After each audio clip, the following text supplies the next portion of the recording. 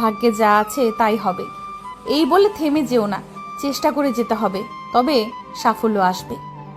মিথ্যা বলা যার স্বভাব তার সাথে ভুলেও মিশতে যেও না। যে তোমাকে বুঝতে চায় না তার সাথে কথা বলতে যেও না। যেখানে তোমার মূল্য নেই সেখানে ভুল করেও যেও না। সময় আর সত্য অনেক দামি জিনিস।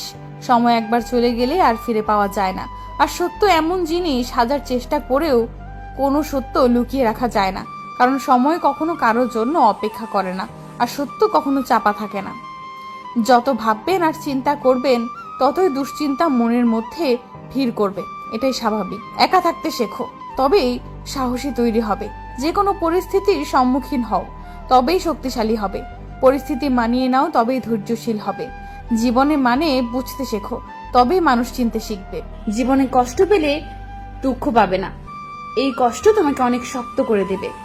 5টি অভ্যাস নিজে থেকে একদম ছেড়ে ফেলুন।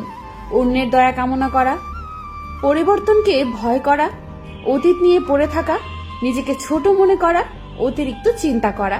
তোমার বিরুদ্ধে কেউ যদি কোনো কথা বলে তাহলে চুপচাপ শুনে যাও আর চুপ থাকো। জানি এটা মানা কঠিন হবে, তবে সময় ঠিক হলেই তোমার হয়ে কথা বলবে। প্রতিশোধ নেবার দরকার নেই, অপেক্ষা করো, সময় তোমার হয়ে প্রতিশোধ নিয়ে নিবে।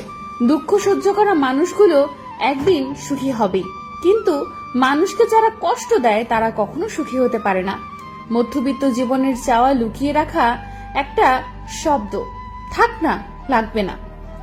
সময় বড় আজব জিনিস, এক সময়ের সবচেয়ে চেনা মানুষটিকে সবচেয়ে বেশি অচেনা করে দেয়। কেউ দেখে না তুমি তার জন্য কি করেছো, তারা শুধু দেখে তুমি তাদের জন্য কি করনি। একটা জিনিস যেটা রোজ কমে যাচ্ছে সেটা হলো আয়ু।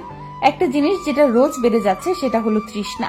শুধুমাত্র একটা জিনিস যেটা একই থাকে সেটা হলো বিধির বিধান। ছোট মন আর ভাঙা মন নিয়ে কখনোই বড় কাজ করা যায় না। বাস্তব বড় কঠিন, তবুও মানুষকে মেনে নিতে হয়। জীবন এত জটিল, তবুও মানুষকে বেঁচে থাকতে হয়।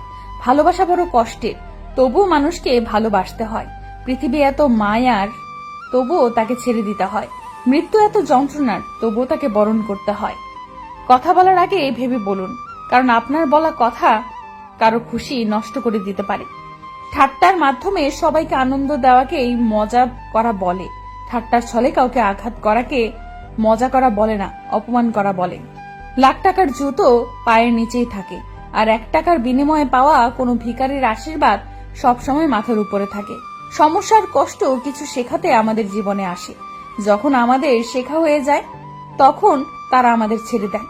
তুই বেকারের থেকে আর বড় গালি কি হতে পারে? ধনের চিন্তা করলেই কি ধন প্রাপ্ত হয়? ভবিষ্যতের চিন্তা করলেই কি ভবিষ্যৎ ঠিক হয়ে যায়? না, তা কখনোই হয় না। তাই চিন্তা ত্যাগ করুন, চিন্তা মৃত্যুর সমান। জীবনে সবচেয়ে দামি জিনিস তোমার বর্তমান। সেটা একবার চলে গেলে তোমার সমস্ত সম্পত্তি দিয়েও তাকে আর তুমি ফিরিয়ে আনতে পারবে না।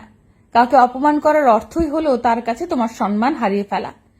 তুমি খুশি আছো কিনা এতে লোকের কিছু আসে যায় না। লোকে শুধু এটা দেখে তুমি তাদের খুশি রাখছো কিনা।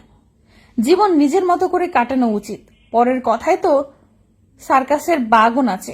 অহংকারী, অশিক্ষিত বা মূর্খের সাথে তর্কে জড়ালে হার মেনে নেবেন, কারণ আপনার কথার যতই দাম থাক না কেন আপনি কখনো কুকুরের মতো চিৎকার করতে পারবেন না।